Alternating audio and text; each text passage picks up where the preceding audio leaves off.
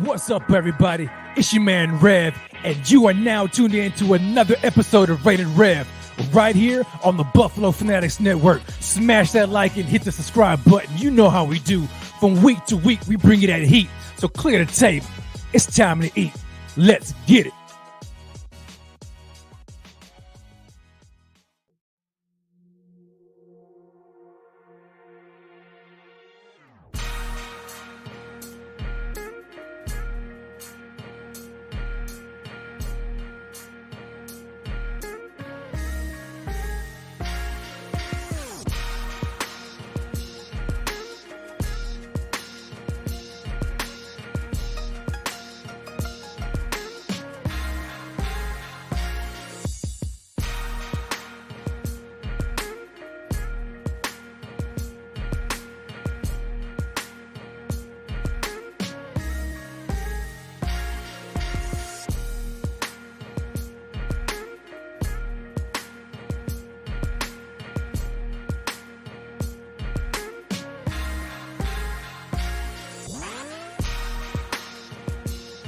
Yo,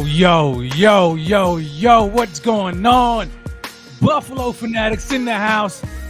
What's happening, baby? Oh, it's so good to see you. So good to be with everybody. It is Thursday Night Live, baby. The Rated Rev Show. Your host, it's Rev on the Buffalo Fanatics Network. You know how it is. You know who we do it. You know how we do it and who it is. That's what I'm trying to say, baby. Smash that like, hit the subscribe button as you already pop up in here right now. What's going on, man? So glad to see everybody in here. Let me know where you're watching from. It's the roll call. This is how we do it, baby. I see everybody in here already going off, man. What's going on? So good to be here with you guys. I've got my man. Where's he at? David Abbott. There we go, baby. How you pronounce that, man? It's from Quebec. Shawinigan? Quebec? I think that's how you say it. I don't know. Forgive me if I messed it up. But what's happening?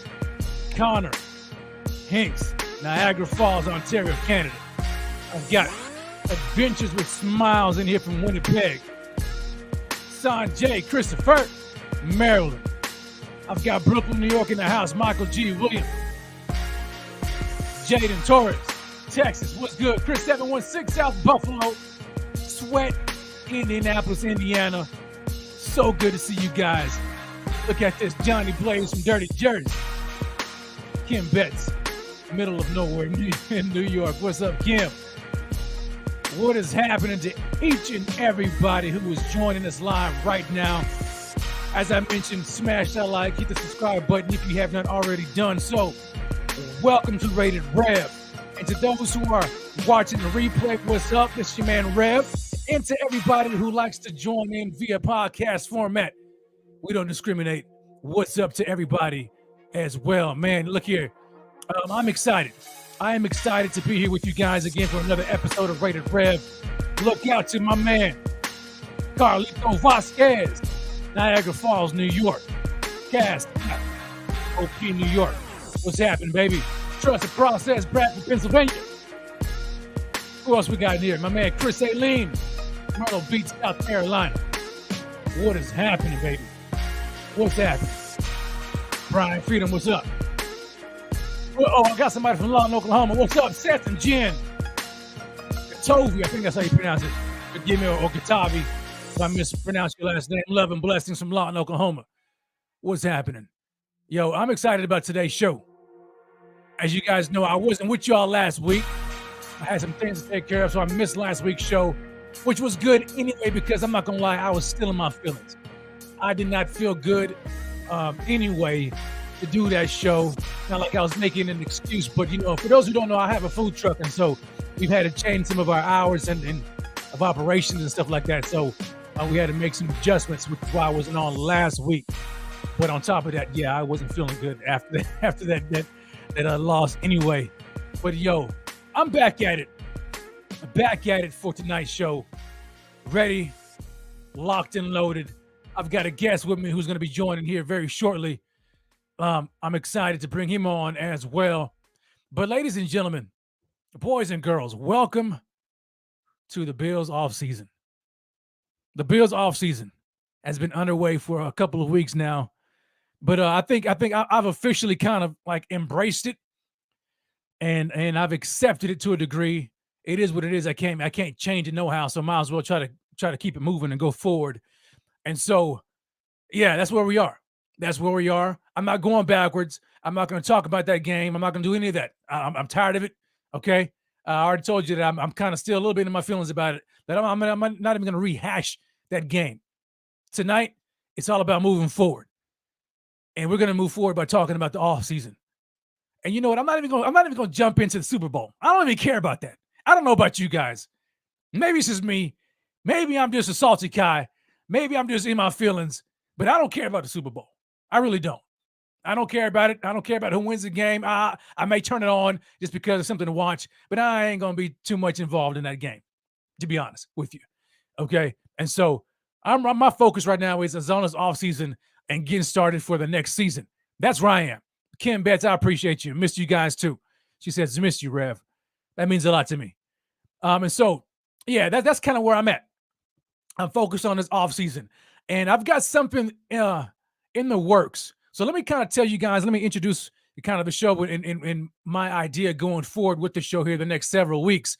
So, as you can see on the thumbnail, all right, so tonight's show is a Buffalo Bills offseason primer, free agency or the draft, O-line, and tight end. So essentially what this is this. I am going to start off a series, kick off a series starting tonight. It's the Bills Offseason Primer Series.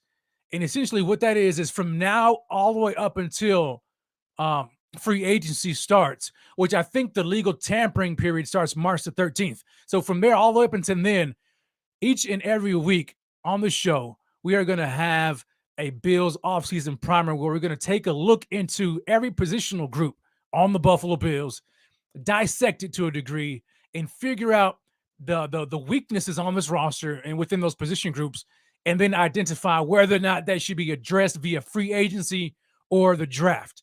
Okay, and so we're going to try to knock out a couple of position groups per week starting tonight, which should get us right up until the Thursday night show before that Monday. I think it's the Monday. Let me check my calendar here real quickly. I think it's the Monday before the legal tampering period begins. And then that following Thursday show will be the day after the first official day of free agency, where we're going to just talk about free agency, talk about what the Bills did or did not do. You guys know what the cap is looking like.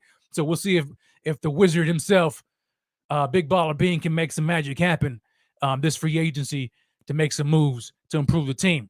But nevertheless, so that's kind of how we're going to outline the show. So tonight is the kickoff show, and we're going to kick things off by talking about the O-line and the tight end room. O-line and tight end position. What do you think about that position group right now? O-line is a big topic of conversation right now. And the tight end is a sneaky group as well. We're gonna talk about that, and I'm going to talk about it with my guest. And so we're going to talk about that and figure out what they should do. Should they address that situation or that position group via free agency or the draft? And I want to hear from you guys as well. So drop your comments in the chat. You know, this is an interactive show. This is how we do it. So drop those conversations and those opinions in the chat. And to those who are watching who are listening via podcast format, you can still interact with the show. Just go back on the replay, drop your comment in the chat as well. And I try to do my best to comment or to reply to everybody who who comments on all of my shows. I love being interactive with you guys. All right, so that's what we're gonna do tonight. Are you guys ready for that? I hope you're ready for it because ready or not, here we go. I'm ready for it. I'm excited about it.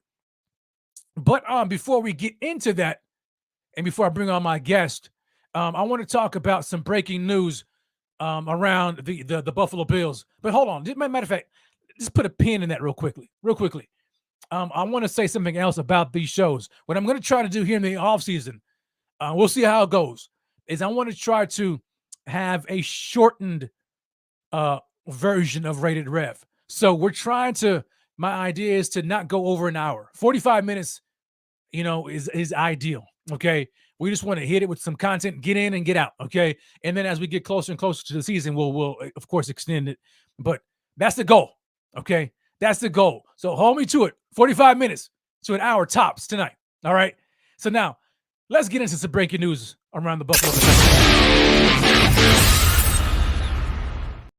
If you have not heard, the Buffalo Bills have made a new addition to the coaching staff. Sean McDermott has hired Al Holcomb to be the new defensive assistant for the Buffalo Bills. Now, if you're like me, you probably didn't have a clue as to who Al Holcomb was until recently, right? Until they decided to make the hire and they made it public and whatever. I'm gonna be honest with you guys. I had no idea who he was. I think I've heard of the name before, but I didn't really know, specifics until like yesterday and to today. I've been kind of diving into it a little bit. So, yeah, he's a new defensive assistant. You say, well, Rev, that's just a defensive assistant. Like what, significance does that hold? Well, I'm glad you asked that question, because I think it says a lot. Well, maybe not a lot. Maybe it says a little bit about a couple of things here. And I'm gonna bounce this off of my guest here, and I'm gonna bring in here shortly as well. And it brings me to this. What does this addition say about Eric Washington? Eric Washington, is a D-line coach for the Bills, but he also holds or had held that dual title of senior defensive assistant / D-line coach. Well, now Al Holcomb comes in here and he's the new senior defensive assistant. So what does that say about Eric Washington? Does Eric Washington get a demotion? Is he on his way out the door? Is he just demoted back to this D-line coach period? I don't know. What do you think? Drop your comments in the chat. I want to know what you guys think. I want to know your thoughts about that. And I'm going to go ahead and bring on my guest. Go ahead and give me a thumbs up when you're ready, my man. Give me a thumbs up when you're ready. Okay. So my guest, my man, Donnie Troutman. I don't know if you guys remember, but back during the draft last year, we had my man Donnie on. He's an avid Florida Gators fan. You know what I'm saying? And so he was giving us the scoop and the lowdown on the Gators. And matter of fact, he even called the first round draft pick of Kyrie Elam saying, he fits the Bills. This is who I think they're going with. And lo and behold, that is exactly who Brandon Beane decided to select in the first round of last year's draft. So I'm going to go ahead and bring my man on, Donnie, man. He's like I said, big time Bills fan and Florida Gators fan. Welcome to the show, my man, Donnie Troutman. What's up, Donnie? How you feeling, baby? What's up, Rev? How you doing? Man, I am good, man. Good to see you. Yeah, it's been too long, baby.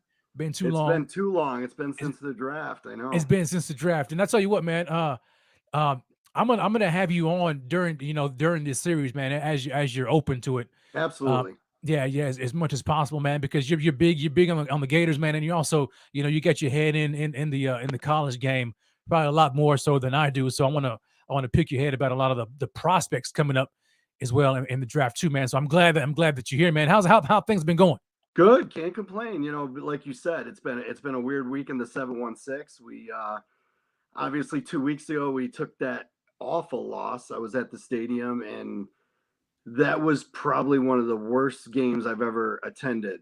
In a long time, I could say. And that place got quiet at the end of the hat. So it was tough.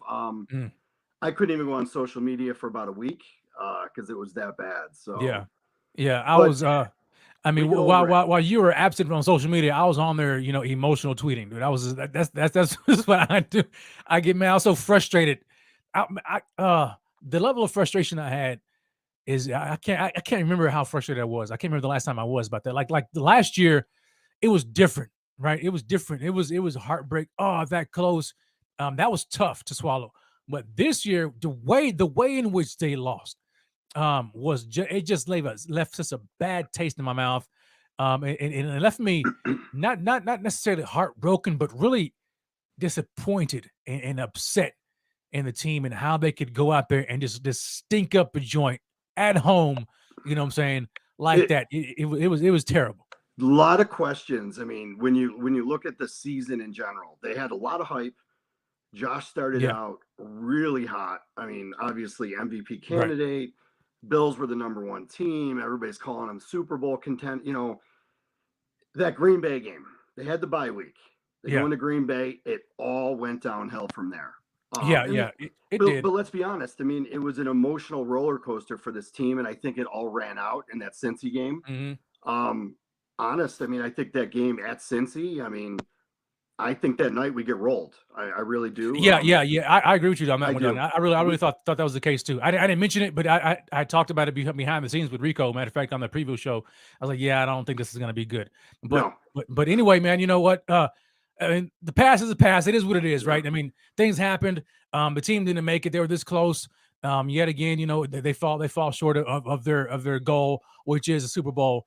And that's the bar now. That's the standard, right? That's the standard now. The team has by virtue of how they've been playing over the past several years and what Sean McDermott has done, the standards have been raised, and along with the standards come the expectations. And so for me, I wouldn't say Super Bowl or bust, but I would say that the standard is that high. Like we need to hit this. We have to get there.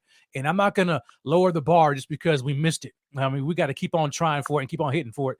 And hopefully, that's when I believe that's what the coaches are trying to do this offseason. And I know that's what Brandon Beane is going to be trying to do. The team is going to be trying to improve this offseason to get to their goal of reaching the Super Bowl. And so that's what brings us to the show tonight. And we're talking about the offseason and what the Buffalo Bills need to do going forward in the offseason to try to improve their team. And so what I want to do is I want to ask you some questions, but primarily, first of all, about the new coaching addition to the staff, Al Holcomb, new senior defensive assistant. I mean, people have said, "Oh God, here we go. Here's another Panthers, up higher or whatever. This is Buffalo North, or I mean Carolina North or whatever." Here, Sean McDermott just keeps on bringing these Carolina Panthers connections back to Buffalo. I mean, what were your initial thoughts, man, when you heard about the news? Scapegoat. Honestly, I think ever since that last game, I think somebody needed to be fired, and they go ahead and fire the safeties coach, which is an absolute joke to me. Yeah. I think the fans would say the same thing. I'll be honest. I think it's time to move on from Frazier. I think he's a comfortable. You know what? He's not going to kill you, but let's be honest. They were not prepared at all. They had no scheme difference for Cincinnati. Yeah. They had how many different offensive linemen in that game? Burrow had all day to throw. He had all day to do anything. The scheme I thought was absolutely awful. To me, it's a scapegoat. I don't think it really. Are you talking about Salgado? Yeah, correct. Yeah, I don't. Okay, yeah, Salgado's the safety coach. I'm talking about Al Holcomb, the new defensive assistant. Well, that's what I mean. Bringing him on, I think, is kind of all. They're kind of it's a scapegoat. Oh, I see what you're saying. I see what you're saying. Yeah, trying to deflect blame from Leslie Frazier, probably. 100%. Yeah, you haven't heard anything about Frazier at all. Yeah. I'm surprised we haven't heard more. But yeah, that's interesting though that he comes on as the senior. That is the interesting part about the defense. Yeah, because Eric Washington held that title. As a senior defensive assistant / D-line coach. And so I wonder, like what does it say about Washington? Is he just getting demoted? I mean, could he be on his way out? I mean, I haven't been too impressed with the D-line's development, under Eric Washington.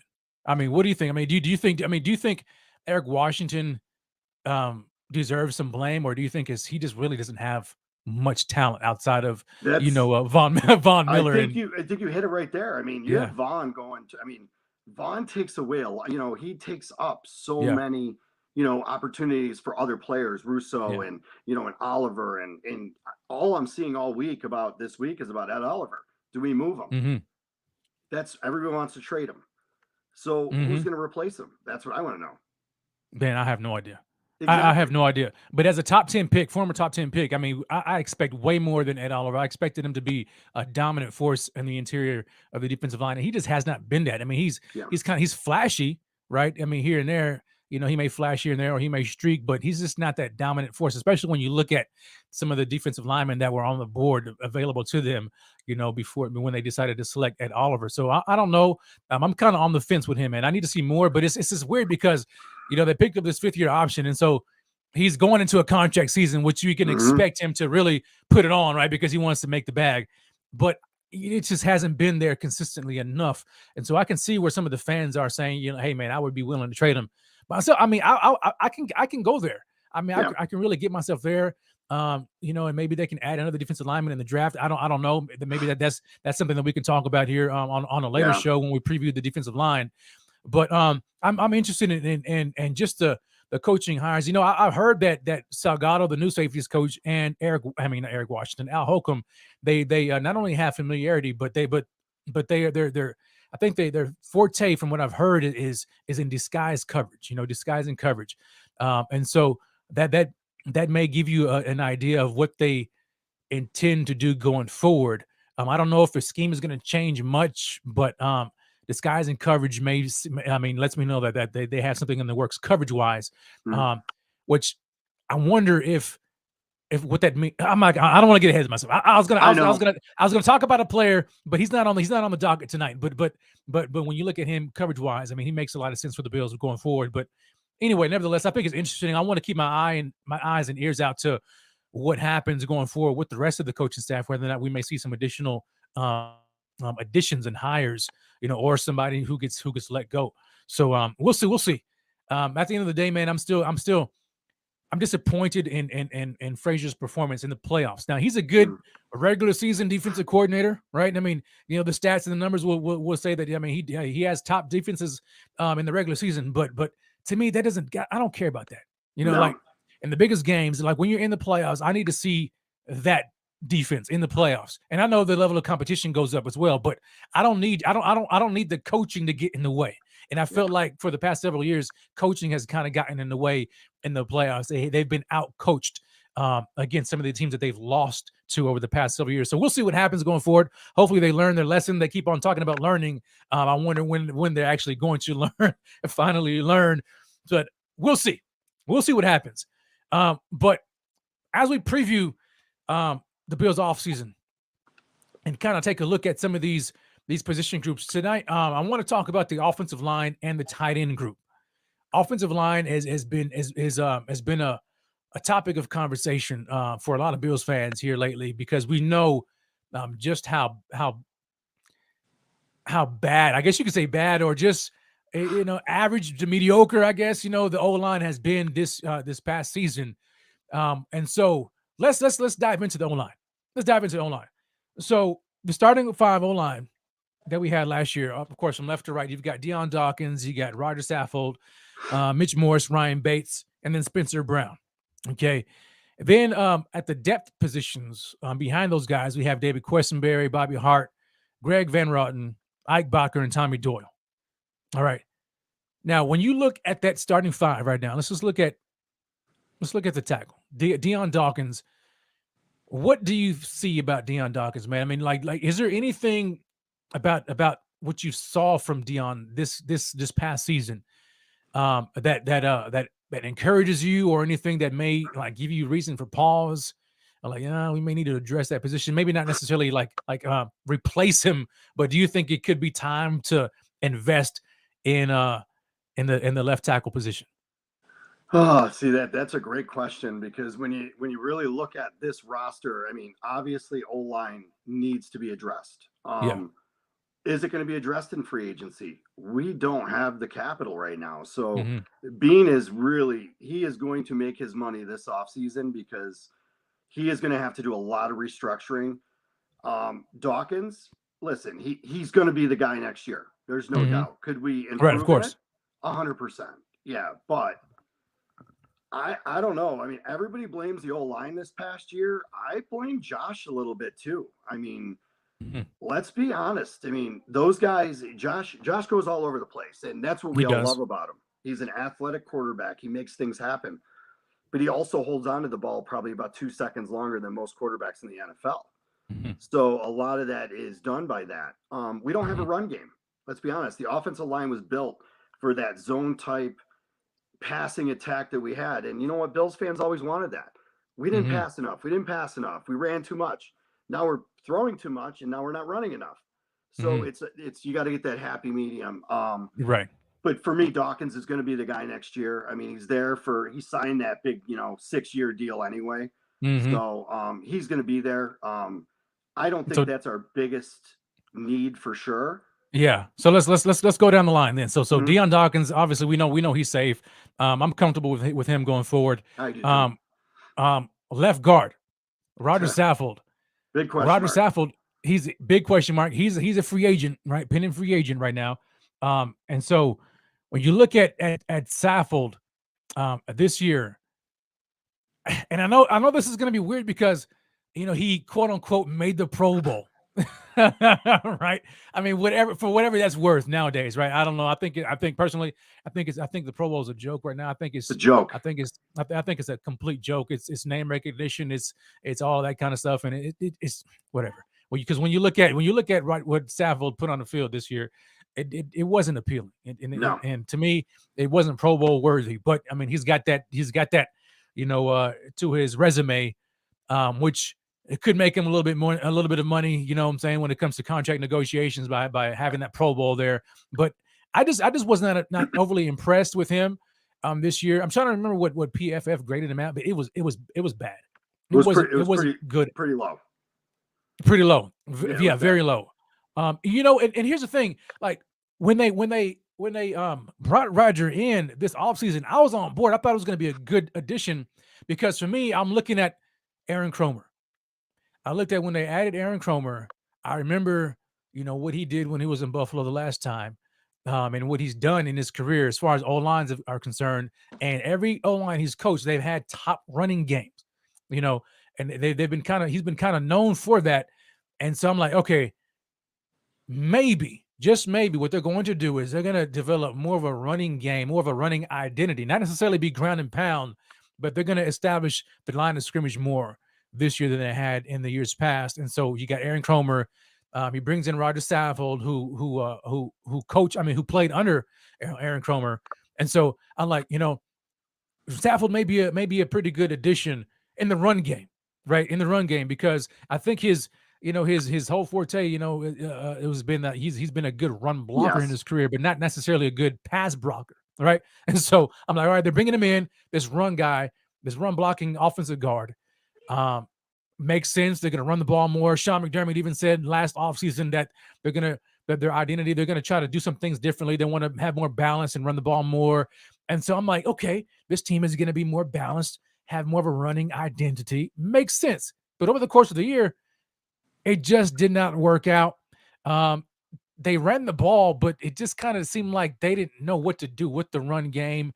And then for a team like the Bills who pass as much as they do, looking in hindsight, that addition didn't really make sense because pass protection is not Saffold's strong suit.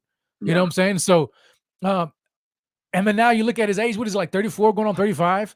I think, as a free agent, what do you think the Bills need to do at the left guard position? Because now there's a hole there. The depth behind him is bare. The cupboard is bare, right? You've got Ike Bacher and you've got, that's barely about it, Van Rotten and stuff like that. So what do you think the Bills need to do to address that position? Or let me ask this question. What do you think is the weak link on the offensive line? Guard for sure.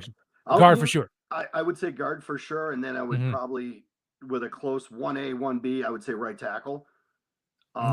So that's but guard's got to be done. I mean, I think if you look at what we have signed for next year, it's just not enough right now. So we're going to have to, And I don't see it being the first day, second day, first week of free agency, but I think it's going to be one of those tier 2, tier 3 guards to bring in that can compete for that starting position. Mm-hmm. Or maybe they do bring back Saffold. He did say right away that he wanted to come back. Yeah, well, I bet he did. But yeah, of course, because he didn't Yeah. have a good year. Yeah. I wasn't big on the signing when it happened because Mm-hmm. you hit it right on the nail. Is it would 46 was the grade I saw somebody just write on Saffold. Yeah. Uh-huh.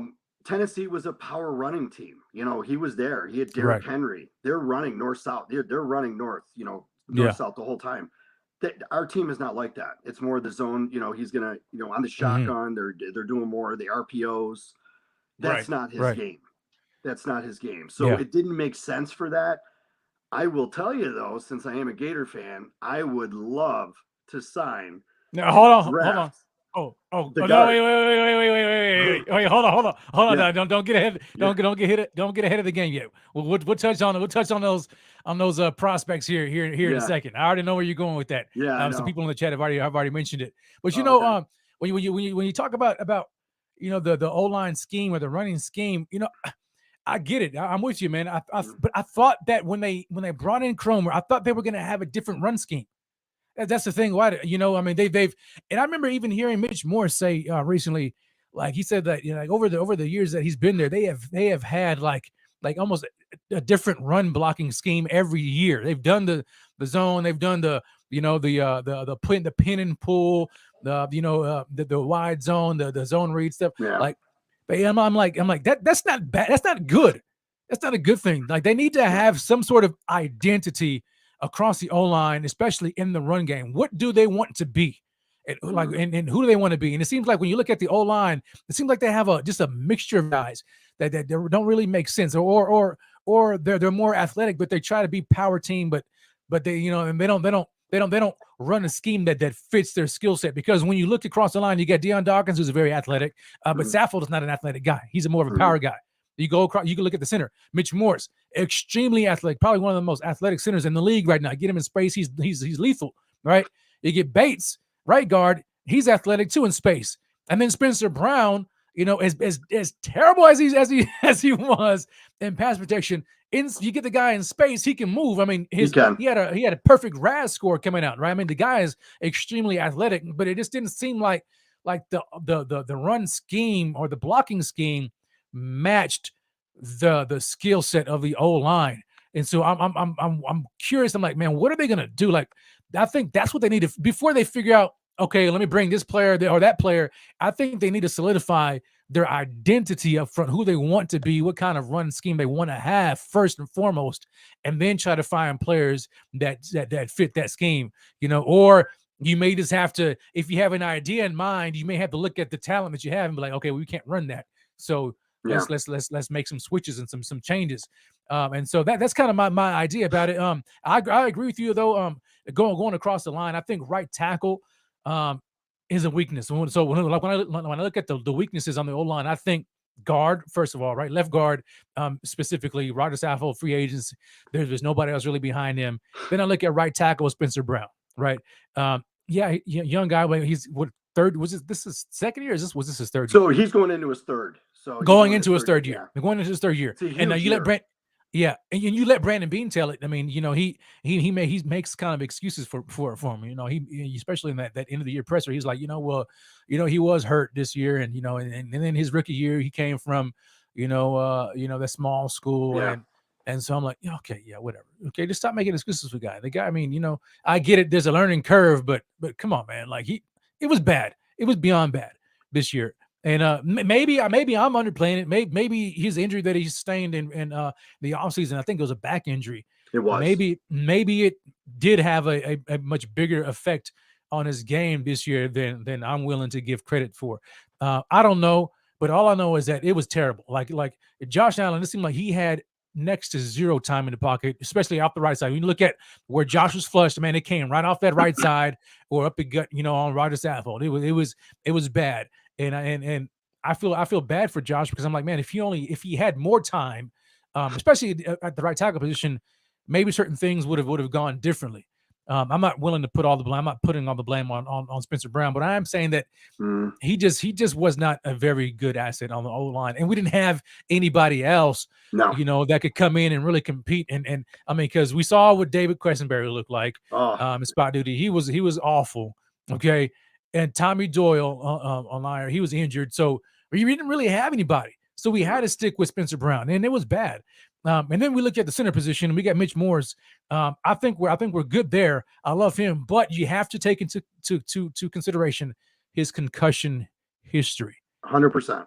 That to me is to me would be the driving force behind bringing on a center this offseason in the event he sustains one more concussion and he decides to call it a career. I mean, that's all it takes is one more, and he says, you know what, I can't do it anymore. This is it. And we're left out hanging out to dry. So I think Brandon Beane needs to address those three positions at any particular order you call it. I mean, guard. I mean, you can just say interior O line, right? Because I think when you look at Bates, you can flip him to left guard if you need to, right? But I just think the guard position needs to be addressed, center needs to be addressed, and then right tackle.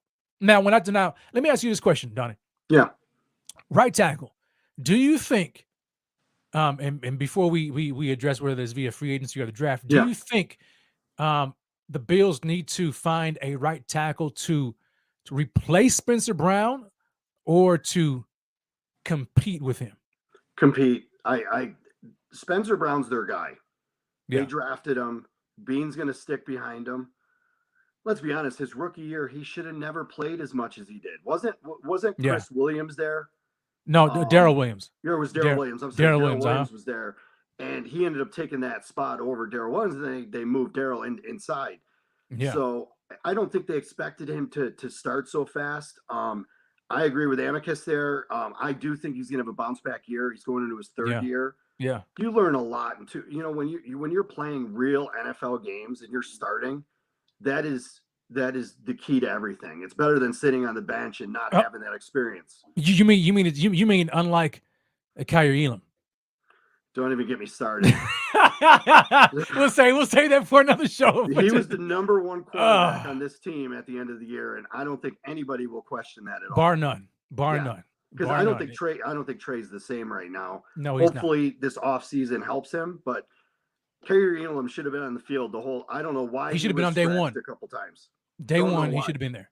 Yeah, for sure. Yeah, that's a question I would love to ask Sean McDermott. Sure, Sean, explain to me why Kyrie Elam, your first round draft pick, was set the bench the majority of the season, and don't tell me that is don't tell me it's because you trusted Dane Jackson Morgan when he's hot garbage. Don't tell me that. But anyway, we'll say that for the cornerback show. That's another issue that I don't even want to get into. Absolutely. So Spencer, like you're saying, Spencer Brown. So just have somebody. He's their guy. I agree with you. Yeah. They drafted. I like to draft these guys who have traits, and they trust their coaching to develop these guys, and hopefully by year 2 or year 3, you see a significant jump in them where they kind of got their legs under them and they're ready to rock and roll. Spencer Brown, he did get a lot of starting time for a third round draft pick. So I'm encouraged. It's just pass protection, man. I need to see more out of him. If for a team like the Bills who pass as much as they do, you need guys who can pass protect. You know what I'm saying? Yeah. Like I'm all for the athletic linemen who can move in space in the run game. But if you don't run the ball enough, like you just waste their talent, their skills. Give me somebody who can pass protect, and hopefully Cromer is able to coach him up, in that area, because man, it just seems like, oh God, like as soon as at the snap, he's getting beat immediately. Yeah. And Josh has to run around and find some time and scramble and all that kind of stuff. It's just not looking good. So we've identified those three key areas, right? Interior line, and then right tackle. Okay. And then you could probably, let me ask you this question before we look at some of these free agents. What do you think about the depth at the O-line position? The depth's terrible. We have no depth at all. Really bad depth. Yeah, we have bad depth. I mean, really, we have nothing right now. Yep. To step in. I mean, there's going to be signings. There's no doubt they have to add a couple. I saw somebody say that we need about 3 O-line guys. I wouldn't disagree with that. Wouldn't disagree. Easily, in my opinion. I think it will help the overall depth of the team. And last year I wouldn't have said that. Last year I thought our offensive line depth was pretty good. now I look at it as of I agree. today, I don't feel very, very comfortable with it at all. It Right looks now, we it don't have a look guard.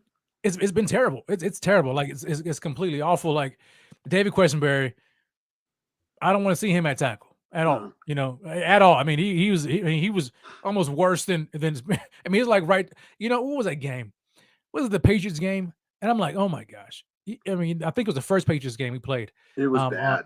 it was so bad. Now, granted, I think was injured, had an ankle injury or something like that. But playing left tackle, I'm like, man, between he and Spencer Brown, I mean, Josh, I'm surprised Josh, didn't get killed out there because Yeah. it was so bad. But then you look at Bobby Hart, which I'm just not a fan of, and it's like every time Bobby Hart got on the field, you already knew what they're going to do. They're going to try to run because Yep. they're starting five can't push the pocket for nothing, right? And then they try like to be power team and they're not a power team, and so you bring out Bobby Hart in this jumbo package, like a faux tight end slash, they're just an additional blocker, and it just everybody in the defense knows what's up, and I just wasn't impressed. And then you got a guy like Greg Van Roten who just I mean, really, like you got him, and then Ike, who was injured coming back, dealing with that Achilles injury, but he's just not really somebody that you. Ike was he was pretty solid though, and he did fill in when he when needed. So yeah, for depth, yeah. For depth, yeah.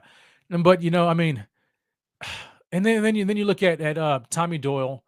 I don't know, man. Maybe he's a guy that they're just gonna invest in and just try to hopefully he can develop. I don't know, but I mean, I'll give you two guys that are okay depth, and that's Tommy, and we'll see, and Ike. Yeah. Everybody else easily replaceable to me, and so like. You let one of those guys go down, and this, we're in some serious trouble here. Yeah. So I think the O-line definitely needs to be addressed this year. Guard position, especially. You got Saffold as a free agent. You got mediocre depth. Spencer Brown needs competition. And he needs to develop. You got Mitch Morrison, his concussion injury. He's just one more concussion from potentially, calling it a career. And so let's now take a look at these pending free agents. I think I want to look at the top five. Okay. And granted, Brandon Beane and his cap situation is likely not going to be able to get anywhere close to any of these guys. He's going to be probably looking for bottom of the barrel guys. It's going to be tough. I think this offseason is going to be a lot tougher than it has in years past, trying to get under the cap and then trying to figure out what he's going to do. It's going to be hard for Brandon Beane, and I want to see what he's going to do. But do you have anybody on the offensive line as far as free agents are concerned that kind of pique your interest? Well, I mean, there's a lot of guards out there right now that you look at, but the biggest thing I want to know and I want to see is where that money's going to come from to where we're going to be able to spend. Yes, that's the biggest key. So I haven't really dug into that because you see on social media everybody's like, oh, let's go after this player, let's go after this player. Right. I'm like, okay, how are you going to pay for him? Right. Honestly, exactly. Pay for him? So Jason hit it right there. We are not spending on a top 5 O-line guy. Absolutely not. I see it being a second or third tier guy to come in to compete for that starting spot or take that starting spot. Like we said, it's going to be one big position they need to fill. They need to fill a guard spot. So that is the number one priority, and then you can go from there and add depth. But there has to be depth added. Ben Powers is your number one guy out there for a guard. Yeah, he's going to get big money. He's going to get big money. Huge money. Yeah, and then you look in the Super Bowl. You got Isaac Samola from Philly. He's a free agent. He's going to get paid big too. So I mean, those are your two big names right now when you look at your interior guys. But I think we're going to be in that 15 to 20 range on the on that rankings. So for guys, but Cleveland's going to lose their guy too. Ethan Puck. He's their center, but you can't pay that much in the interior when you're already paying a guy that we let walk, Wyatt Teller, which that's another conversation for another day. But they're not going to be able to afford to pay him as well. So, those are your top 3 right now for your interior guys in free agency. But I don't think we're going to be even looking at those at all. No, not at all. I mean, there's a guy from the Commanders, Wes Schweitzer, guard there. Spot Track has him $13.8 million average annual salary, market value 4-year, $55 million. What about bringing Cody Ford back? Oh no, I know. No, Absolutely not. I was Absolutely looking at not. that. He's a free agent. I'm like, He no, is a that's free not agent. happening. Yeah, It's no, not no. happening. I don't even think he would want to come back.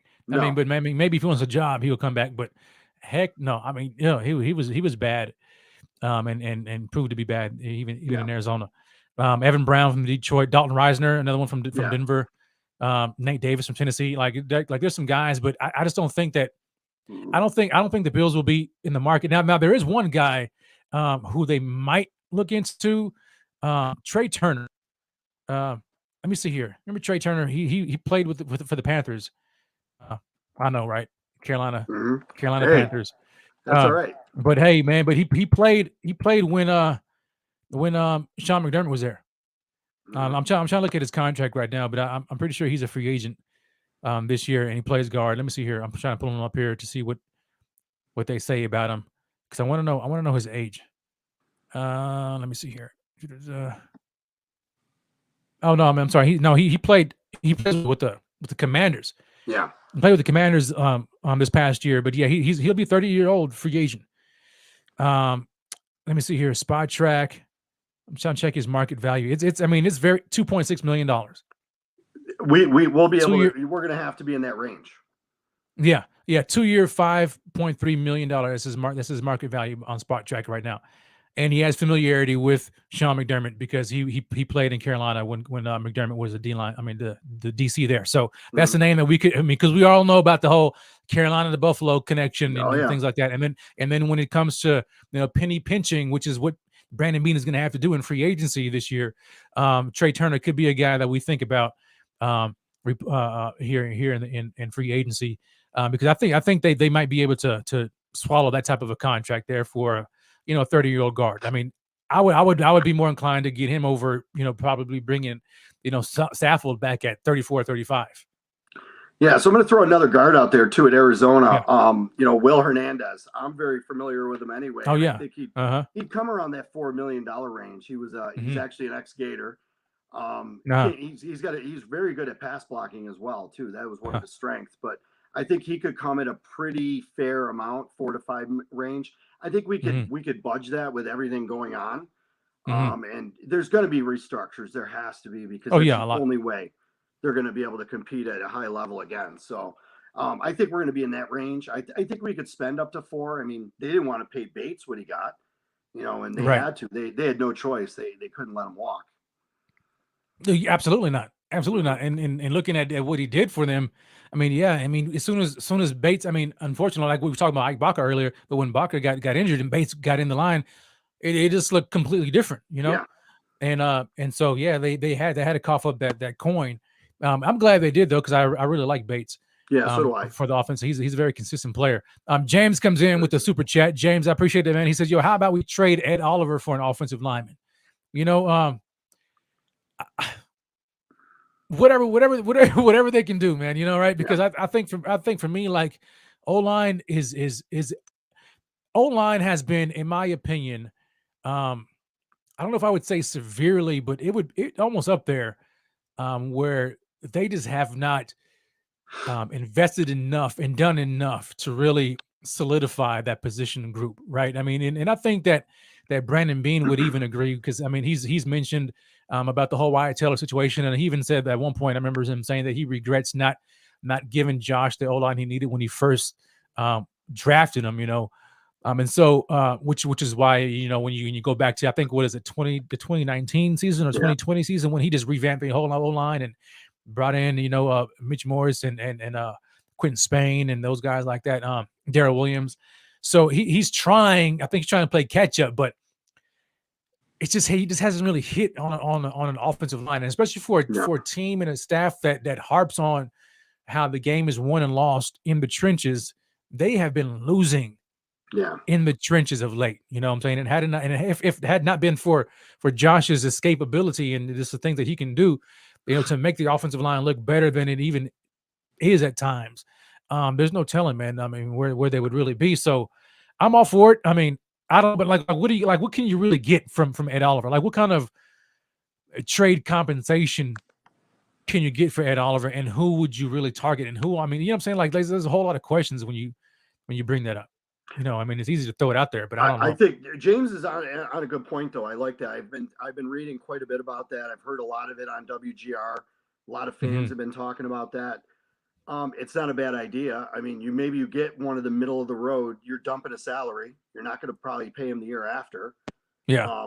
Let's be honest. Oliver's a guy. He needs a one technique next to him to be able to succeed in a defense. He gets eaten up by those guards and the centers, and the inside guys. Yeah. So he doesn't have the beat to him. He doesn't. Look at Jones was out that game against Cincinnati. He got eaten alive. Our defensive line was awful when he wasn't in. Right. So trading him to try to get a draft pick or an offensive lineman, not a bad idea. Try to look for an interior guy. So and then you're dumping a $10 million salary.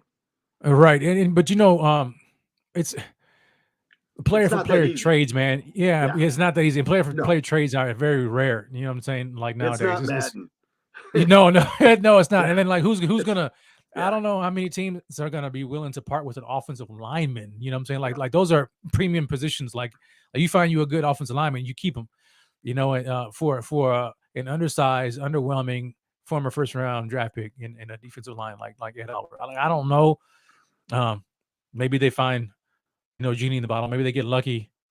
But I definitely think that Brandon Beane, he needs to turn every leaf, man. He needs to do whatever he has to do. I mean, pull all the rabbits out of the hat that he has this offseason. But O-line needs to be addressed severely this offseason. And so now that we've kind of touched on free agents, we know they're not going to go against the top tier guys, and so we could look for some of those bottom tier guys, and we know that Brandon Beane's MO is really to try to fill as many needs as possible in free agency, and then so he's not, when he comes to the draft, he's not being desperate, right? And so he may try to fill a plug and play guy here and there. But let's talk about these draft prospects right now because that's what we need to focus on. And we'll run through these. And you tell me some of the guys that you have in mind here. So Rev, I'm gonna stop you real quick. So we're talking about the free agents real quick. Is Buffalo's a destination now? So you might get some of those veteran offensive linemen that might come to want to play with Josh. I mean, people want to play with Josh Allen. Let's be honest. Yeah. Buffalo is a big destination for people to play now. They love they know the fan base. They know how it is. Everybody talks about it. It's one of the most exciting places to play. Opposing fans, our home team, obviously.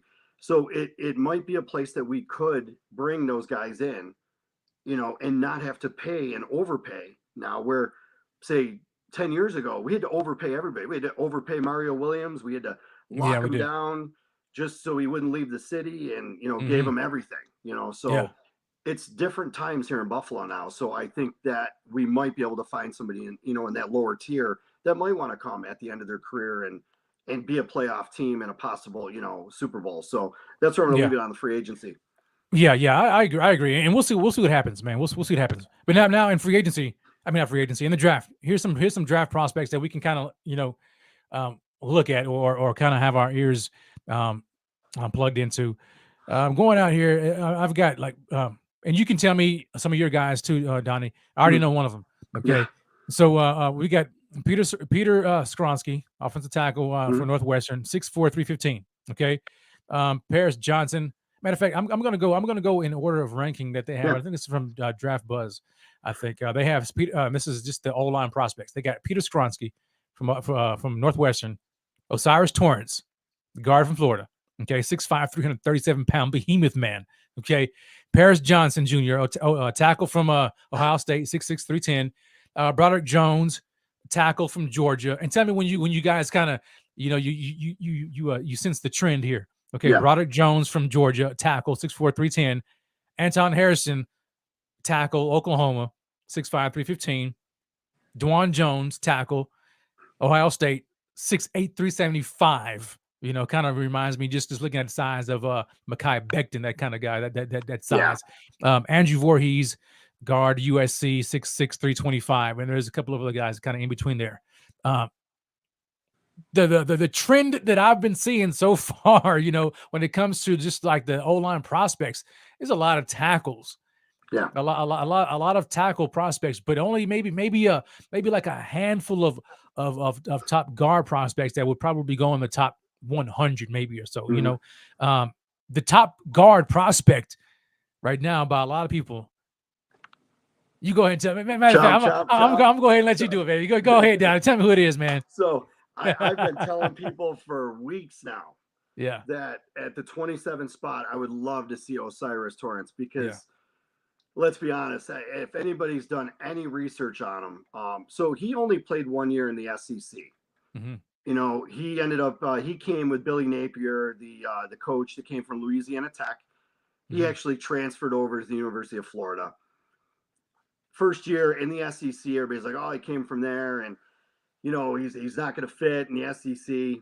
No, he absolutely dominated. Dominated. Yep. He didn't allow one sack in college. Yep. I don't think if anybody knew that, he never even allowed once in 47 starts a quarterback knockdown. Mm-hmm. So tell me you don't want that guy as your interior lineman. So he dominated the Senior Bowl. I remember watching a lot of guys. They said watch for Torrance, watch for Torrance. I don't think he's going to be a 27 now. He's moved up that much. I was hoping he was Yeah. going to be there. Yeah. Um, yes, that's my guy. I mean, I've watched every start this year. I followed him. Nasty guy, great attitude, Mm-hmm. great team player. Yeah, so that's the guy that we just said. Yeah, Well, they have a Florida, the Buffalo Pipeline they now do. open, with Kyrie Elam. So hopefully they've been doing no doubt they've been doing their I'm sure they homework have. on that guy. And I'm curious though. So like, what type of scheme do you think he fits best? Because a guy He, that big, is his scheme versatile? yeah, he is. He can move too. I mean, listen. They had a very very active quarterback in Florida too, Anthony Richardson, Mm, and yeah. so he was moving around quite a bit too. So Torrance moved quite a bit. I mean, he's an athletic kid. He can Mm-hmm. move. I don't see there being a problem. But I'll be honest with you. So we're talking about guards. Mm-hmm. I don't know where Skronsky is going to be from Northwestern. I don't know if he's Mm-hmm. going to be a guard or a tackle. Yeah. Everything I'm hearing is he's going to move inside. You move inside. They Okay. don't think his arms are long enough, or he's not. Mm-hmm. He doesn't have that long body that they look for in an offensive tackle. So Mm-hmm. I think those two are going to be your guards in the first round. I think he'll end up Okay. being a guard. Move around. Okay. Yeah. Okay. I So, like that. I but like you're that. right And though, guard. And when you get into I'd say late second to the mm-hmm. fifth round, you're going to find those interior guys that are going to be able to fill in for depth and possibly be starters. But those are your Yeah. two studs right there for sure Yeah. in the Yeah. guards. Yeah. I agree, man. I've seen a little bit, and I haven't really gotten, you know, um, heavily involved in the draft yet, and so I'm not familiar with a lot of the guys. But Torrance is a name that's been out there, and it's going to be hard because those guys, that's a premium position, man. Like Yeah. offensive line, you get tackles and you get guards. Like those are premiums. They typically go fast and Yeah. early in the draft. Now, the only thing that I'm hoping for the Bills is that when I listed those top O line prospects, there's a lot of tackles on that list, and so hopefully the tackles go first and they push down some of those guards. But I don't know, man. The closer and closer we get to the draft, I don't know. Brandon he may have to make a move. Yeah, but here's the thing. This is the year we have to keep our picks. We can't move up. They Yeah. need to really hit this draft as a home run. I honestly, if say Torrance goes and the offensive line and the guards move, Mm-hmm. they're going to probably go another direction. Let's I pivot. mean, Uh-huh. you could argue with so many people. I have safety very high on my list. Mm-hmm. Some people think I was crazy, but if Poyer's gone, obviously you got Hamlin. Johnson's Yeah. going to be a free agent. You're left with Hyde. That's it. So who's your Hyde safety? and Marlowe. Well, I think Marlowe is maybe a Yeah, free agent too. Yeah, I mean yeah, that's really it. Yeah. that's it. Yep. So that is very high on my list. Maybe even, it's hard. I mean, it's going to be in their top three, but you got to add offensive line for sure. Mm-hmm. But yeah, you're right. The tackles are going to move. You want to see a lot of quarterbacks drafted. Let's hope. You Let's do. hope one sneaks in. We know the Oh fourth yeah. go in the first. Yeah. That's a given. The wide receivers are pretty deep in the first. I don't Mm-hmm. think one of those guys are going to land at 27 for us. But Yeah. grabbing a tackle, I mean, what if one of those tackles sit there at 27? So who's your top tackle prospect that you would like? You got to say Paris Johnson from Ohio State. He's their left tackle. The kid, he's legit. He's ready to go. But can he play right tackle? Yeah, I wouldn't see why not. I mean, his partner, DeJuan Jones, he was your right tackle. So that, but I wouldn't see there being a problem.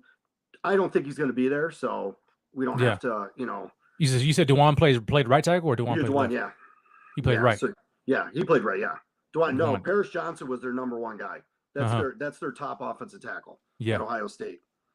So he'll be the first one off the board. I see him off in the first probably 12 picks in the draft. Okay. So now if DeJuan Jones and Osiris Torrance were on the board. Whew. Well, you go Torrance. You go Torrance, guard. You need that guard. You know what? He's a 10-year starter. Future Pro Bowler. I mean, he's really that steady. I see that. And that's our number one need on the offensive line. Let's be honest. Absolutely. That's a plug and play from day one. I think a guy like Torrance immediately changes the offensive line. 100%. Immediately. It beefs them up, right? Gets them bigger. And they're able to do more things and gives Josh more time. And then who's to say that they won't double dip in the draft, maybe later in the draft and bring in some more guys, maybe a tackle or a center prospect who I think they may need to take a look at too. There's a couple of guys I like. Luke Weipler, I think his name is. Yep. Him. What do you think about Jarrett Patterson? Good prospect for sure. Yeah, I do like him a lot. Yeah, it's there's so many offensive linemen. There's a lot of them, huh? Yeah, we could just go. It's crazy. I mean, I've done so many mocks, and the more and more I look at it, I want to add offensive line, and then I look at the second round, and I'm like, oh my god, what do I do? Because let's be honest, you have to go best player available. You can't just you can't reach for a guy. Like I hear a lot of people saying, 27, you got to draft a receiver. No. Yes, we need a receiver. Yeah, but if 7 top guys go, you're not going to grab the 8th best receiver. It just doesn't make sense. Exactly. What if the number one safety is available? Right. So it's so many things we can do, and there's a lot of depth when it comes to offensive line in the middle rounds, and that's where we're really going to have to shine. And to be honest, I think they need to, if they're at 27 and say Torrance is gone and they don't have a guy there, I would not be opposed to moving back. No, not at all. They need to accumulate some picks in the middle. And that sweet spot in the draft. So, yeah, I agree with you, man. I agree. Somebody says, Roy Collins says, is Torrance a left guard or right guard? He can play either. He'll be fine. He'll be good. He played one at Louisiana Tech. He played the other at Florida. He'll be able to play either way. Yeah, I agree, man. So that's good. So now the question is to you and the chat. When you look at the offensive line, we know the positions, right? I mean, we know the bigger positions of need, which are really the interior, the guard position. Mm-hmm. Do you think the Bills should address that via free agency or the draft? Which one do you think would be the best decision? Both. But you got to pick one. Let's be honest. We're going to have to do it. I agree. They're going to have to do something in free agency. They're going to have to. But what do you think? What do you think ends up being the better, I guess, long-term decision? That's all going to depend. I mean, we don't know how the draft's going to come out. We just don't know how it's going to go. Yeah. So you really you look at the draft as being, that buffer where that's where you're adding to the spots that you couldn't get in free agency. Mm-hmm. But they're going to have to grab a guy in free agency. There's no ifs, ands, or buts. Right now, we do not have a guard. But if Torrance is there and they're able to get Torrance, it would be the draft. Oh, 1,000%. Yeah, hands down. Yeah. I tend to agree with you, man. I would lean towards the draft. I mean, they're gonna have to address it in free agency because they're not going to go into the draft blind with this glaring hole and then feel desperate. They're not. That's just not how Brandon Beane does things. So they're going to have to use both. But I do think that probably the ideal way in which they grow and they develop the O-line for the future is going to be via the draft. They have to hit on that. Okay, now we are, man. Look here. Forget my time. Okay. Forget my time because I knew when we got to talking about the O-line, man, it just wasn't going to happen. Okay, it was good in theory, but squash all that. Okay, so let's move on. We got another position we want to talk about, and that's the tight end. That's the tight end position. Okay. In the tight end position, Adam says, yo, any Super Bowl predictions? You know what, Adam? I'm going to be honest with you, man. I could not care less. Okay. I don't care. I really don't care, and maybe that's just me being like I said earlier, a little salty. I hope the Eagles smash them because I don't like the Chiefs either. All right, but I'll defer to Donnie. Maybe he has more of a better attitude about Super Bowl than I do. I'll be honest with you. I really like Kansas City in the Super Bowl. You give Andy Reid 2 weeks to prepare. You give Patrick Who do you Mahomes want to 2 win? weeks. Who do you want to win? Who do I want? I really don't care. Yeah, I don't care. I honestly, I could care less about Philly. KC obviously is an AFC team. I just think KC is just the better team. KFC is the better chicken place too, man. Well, that is true too. Yeah. But no, KC's the better team. I think the experience of them being there already. But Hurst has played in big games, and let's be honest. Yeah, he really has. Bama, went to Oklahoma.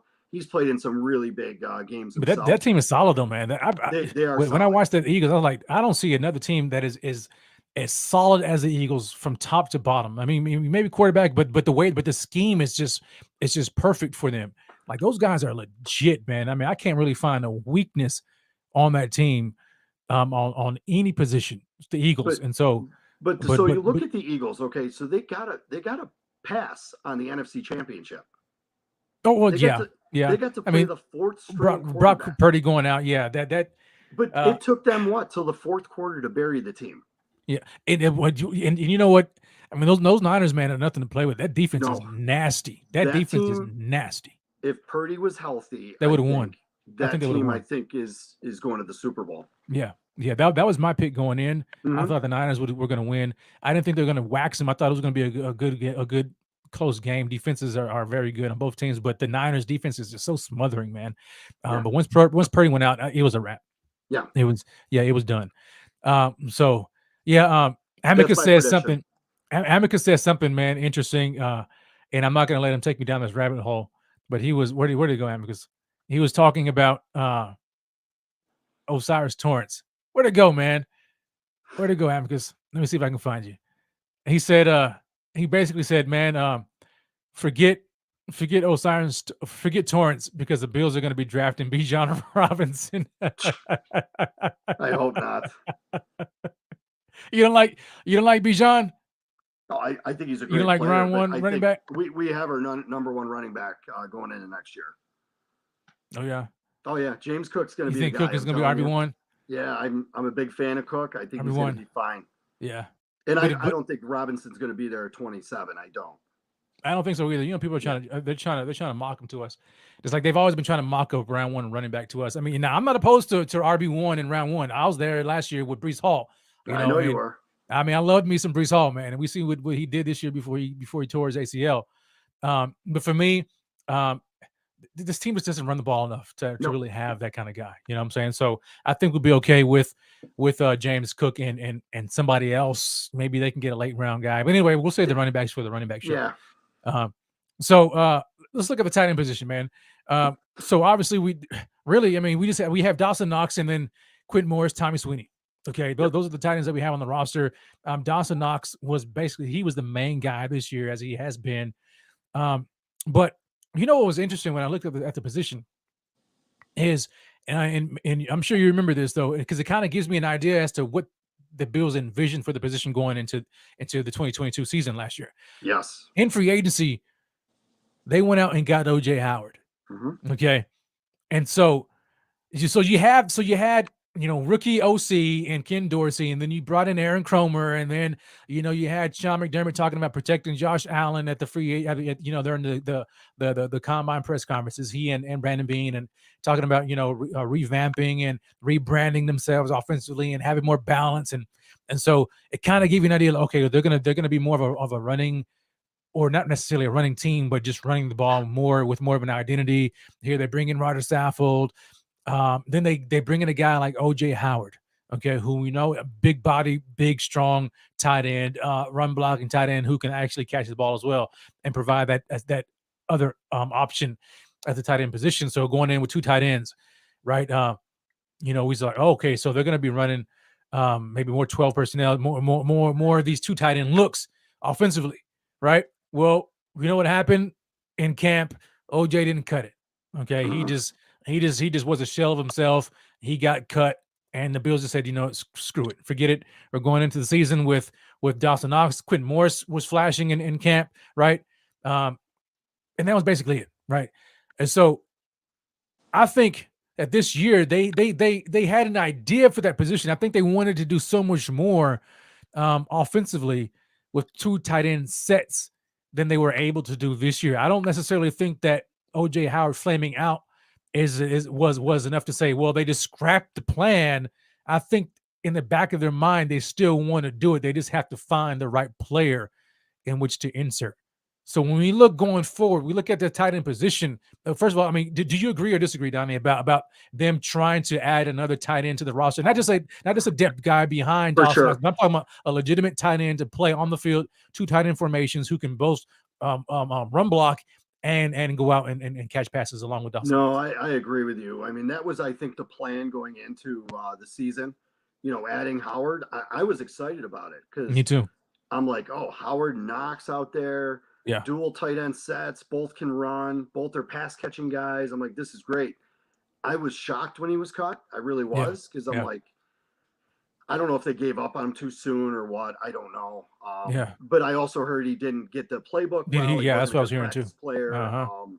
And let's be honest, if you're on a McDermott team and you're not a, Bean McDermott guy, if you're not, if you're not a BBB guy, you're gone. Oh yeah, you're going cut. quick. Yep. So, and that's everything I've heard is he wasn't. So, it was disappointing to see. But you're right. I think that's what they wanted to do, and they scrapped that really fast. Mm-hmm.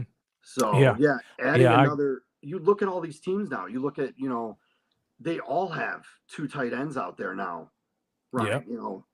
It's basically a mix off of the wide receiver, because you get those mismatches, So I think that's what they wanted to do. I would love to see it added. I don't know where it's going to be added.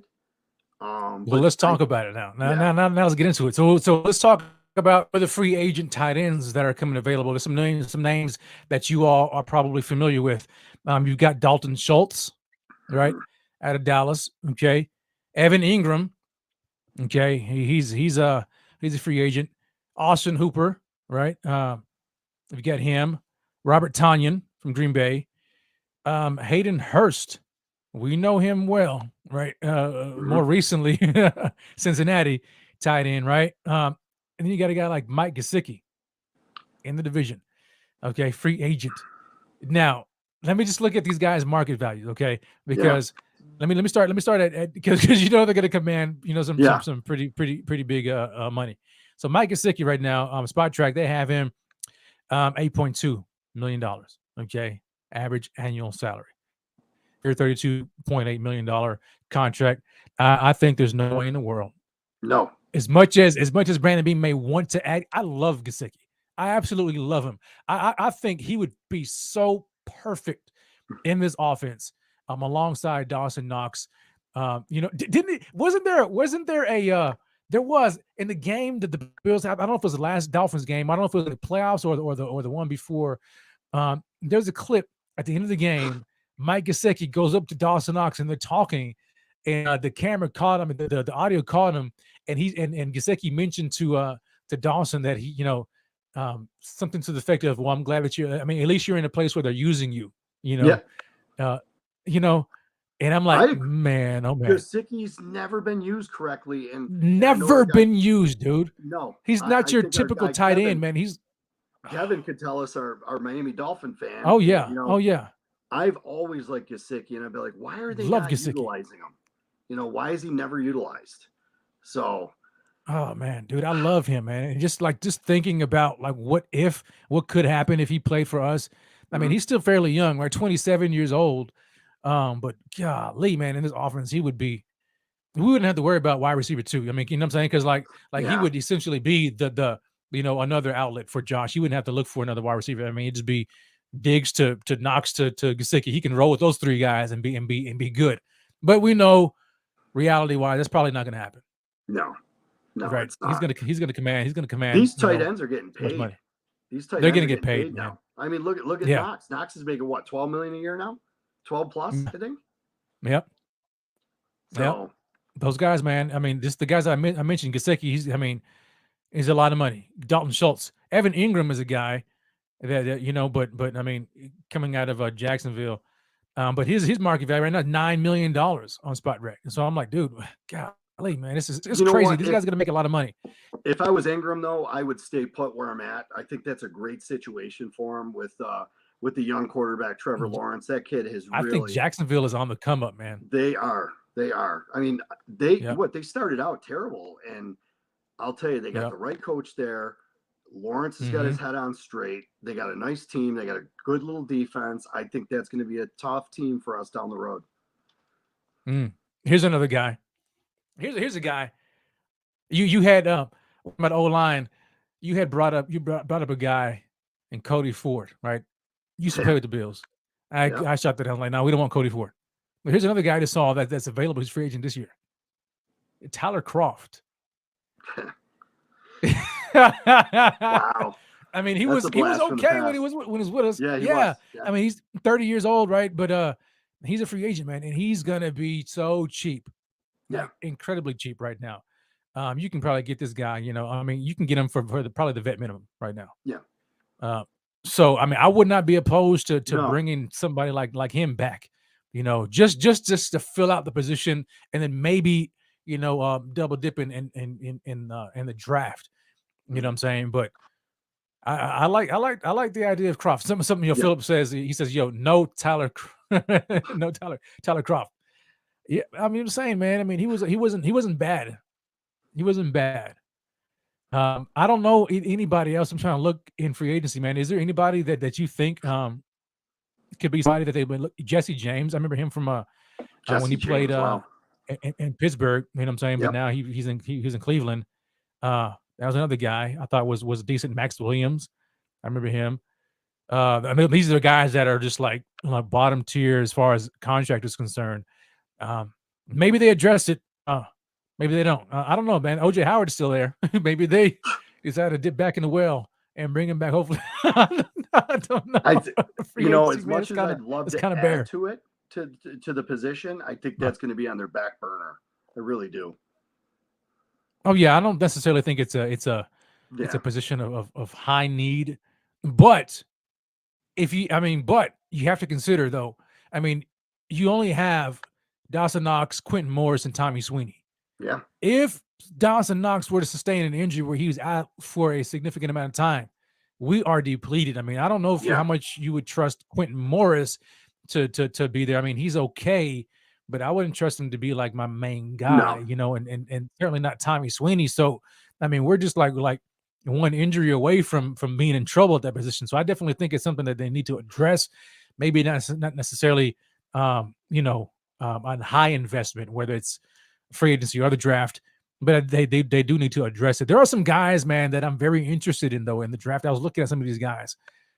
Man, these guys, some of these dudes, man, look very good, man. Like, do you have anybody? I mean, I'll defer to you. I'll let you give me your list, or give me a few guys that pique your interest. That are coming out. You know what? There's a lot of guys in that second to third round area.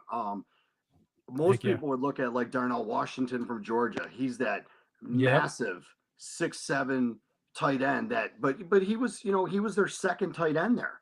I mean, Georgia was loaded this year, and Brock Bowers was their number one guy, who's basically a receiver but tight end. Washington would be a great guy to add. I mean, what a target. Dude, he's huge, man. Enormous. 6'7", like 6'7", 270. The dude is humongous, man. I was watching some tape of him today. I'm like, oh my gosh, this guy is big, man. Yeah, I mean, we didn't get to see him in the national title game either, because he got injured in the first quarter, so we didn't really see a whole lot. Obviously, that national championship game wasn't really anything. That was over before it started.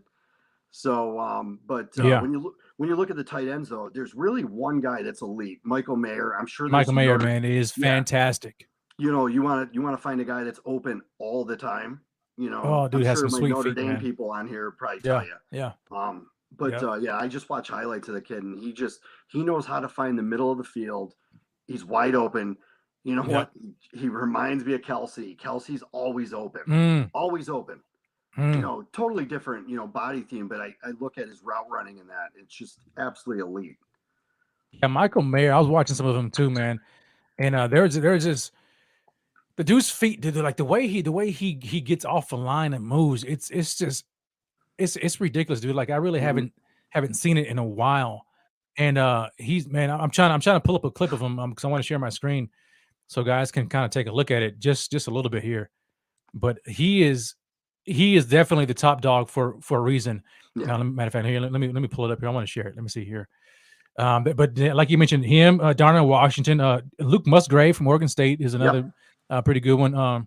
Dalton Kincaid, From Utah, that kid, yeah, yep, yep, he's a solid tight end. very solid, very solid. And so I'm interested, man, in some of those guys. I really would like to know what Brandon Bean thinks of these guys and whether or not because I see some people. As a matter of fact, hold on, I'll address this here shortly. But here's just a little bit of watch this guy, man. This is Michael Mayer. The dude is look at that, man. He's so good. He is so good on the line of scrimmage. Very good routes. Let's check this route out right here. Very quick, right? There's another one here too, man. That shows him. I think it's in this clip. I love him, dude. We're watching here some highlights of Michael Look at Mayer out of Notre Dame. The guy he's wide open off the line of scrimmage, Yeah. wide open. Just look at his route. That left, look at that stick left and move. foot. Yeah, that left foot. That left foot, man. Yeah, stuck it in the ground. Yep. Just very very elite, man, for a tight end prospect. I love him. And then I mean, look at that. Look at the hands going out there, outstretching, man, one-handed catch. Like he is elite. A guy draped all over him, and he still manages to catch the ball one-handed behind the guy's back. That's why he's a first rounder. He's going to be a first round lock. Oh yeah, big time first round draft pick. But there are some tight ends, man, that the Bills they could potentially get. I'm not too sure how high on their list, but I saw somebody in here. I think Amicus mentioned it. He said, "Yo, we need a wide receiver too." Period. And I get it, but who's to say that the wide receiver, or let's say the receiving option, the second option, is not a tight end? Like, who says it can't be another tight end? You know what I'm saying? Like I know you would want that traditional wide receiver two opposite of Stephon Diggs, or maybe a guy in the slot like that. But I mean, you can build it in a way to where it's an elite tight end. You know what I'm saying? Like so you just never know. I mean, how many years did Brady, have Gronk as his number one receiving option? Yeah. You know what I'm saying? Like, it wasn't a wide receiver per se. So I think you can be very versatile and creative in how you add to the weaponry. But if you were to give me like a top dog tight end like a Michael Mayer, or even a potential guy like Darnell Washington, or like maybe one of the, I don't know, 6 or 7 wide receivers ranked in the draft, I would probably go with that tight end, man, just because of the versatility that you can bring. And I think that we can insert maybe a slot guy. And just imagine for a second. Just kind of dream with me for a second. So let's say you get this. This will never happen. Okay, this will never happen. But you got Dawson Knox tight end, right? Let's say you get a Darnell Washington. You add him, okay, to the tight end room, and then you have Diggs, Shakir, Davis. And then you add another wide receiver at some point in the draft. You know what I'm saying? Maybe another slot guy, or you decide to bring Jamison Crowder back. Like that, to me, because of the addition of the tight end, who's a receiving tight end. I think it rounds out the receiving weapon outside of, you know what I'm saying, outside of just being a wide receiver. If that makes sense. Yep. Well, I get it. Yeah. So I don't know, man. I don't know, but I'm interested, man, and just some of these guys that I was looking at in the draft. I really like them. Do you think that? I mean, do you think the Bills will address that position at all? Oh, that's a great question. That's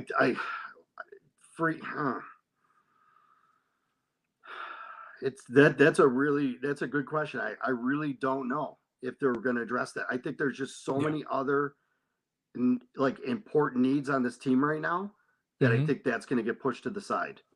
Sure. Yeah, I think it'll get pushed to the side as well. I don't think they're going to go into next year with the same three that they have right now. I No. don't think so. I mean, Jason says, Jason Suggs says, Dorsey showed no interest in using one tight end. Why would we go with two? Well, I get that, but because they signed a tight end in free agency last year in OJ Howard, so they evidently had a plan for two tight ends. It just didn't work out. So that's not to say that they're going to scrap that plan and not go with two tight ends again. So we'll see. I think they may add another one at some point, whether it's in free agency or the draft. I think they're going to add a guy.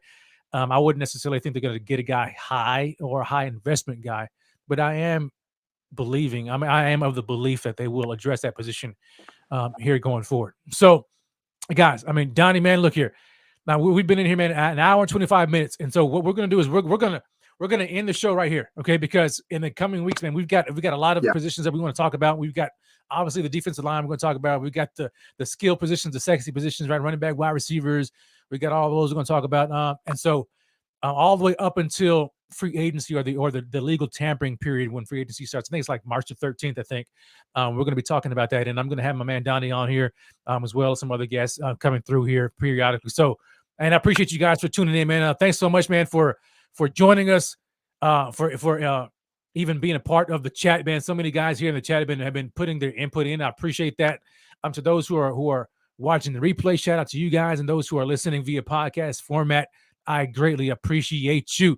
So, man, Donnie, before we head on up, man, is there any parting words, man? Any last thoughts that you have that you want to share with anybody? No, I appreciate you having me on. It was great to talk. It's great to talk to everybody out there, all the Bills fans. If you're not following me on Twitter, though, hashtag is up there. It, man. Follow. I'm one of those guys with Buffalo Fanatics that are on the back end of it. I've been there for years, but go ahead and follow me. And I love talking college football, love talking Bills football. So thanks for having me on. Anytime, Donnie. Anytime. And you guys make sure you give my man a follow, man. Great guy. Great follow. Love his perspective. Huge Gators fan. Hopefully there's another Gators pipeline. Hopefully we see another Gator or two coming out of this draft, man. Man, imagine. Oh, dude, this is there any another Gator outside of Osiris Torrance that you think the Bills would have an interest in? Maybe the safety. They have a kid, Torrance and Dean would be two guys I would look at safety wise, probably later in the draft. I'll tell you the one Gator that I think could have a big career. Mm-hmm. I think he came out a little too early. Was Anthony Richardson. Reminds me a little bit of Josh Allen. Wow. I think he needed to stay one more year. And he came out, but he's going to be a top 15 pick no matter what. But watch that kid down the road because he's got all the tools in the world. Sounds good, man. Well, guys, again, appreciate you so very much, man. Tune in next week, man. We're going to be here same time, same place. We got a lot we're going to talk about. Make sure you stay locked right here on Buffalo Fanatics. Do us this favor. Smash that like, hit the subscribe button if you haven't already done so. And look out for my man Rico tomorrow night. Rico report live. He's going to be doing his thing like he always does. And then enjoy the festivities, man. I don't know what you guys are doing for Super Bowl. I don't know, Super Bowl party, or is there like a Super Bowl, like a meal, man, Donnie, a go-to Super Bowl? This is what we do every Super Bowl. Is it like a tradition that you guys go with? We're doing some stuffed banana peppers. And you know what? I don't know the rest of the menu yet. I got to talk to the wife about that first. Oh, nice, man. Yeah. I love banana peppers. Never had a stuffed one before. What do you stuff it with? It's got a little gorgonzola, breadcrumb stuffing that goes inside. It's a big Buffalo thing here in Western New York. So we'll be rolling with those. Probably do some wings, but you got to ask the big boss what we're going to have for the true meal. So I'm probably going to go with the wings too, man. You can never go wrong. Maybe a little bit of smoked sausage. I don't know. I'm a meat guy. I'm a big carnivore, so I love all that. And I don't know, man. I'm just not feeling the Super Bowl, dude. I may take a look at it, but I'm not going to be vested in it. I guarantee that much. Not going to be guaranteed. Not going to be vested in it at all. All right, guys. We are out of here, man. Again, appreciate so very much for everybody who's been tuning in. Smash that like on your way out. Always, please, God bless, and go Bills.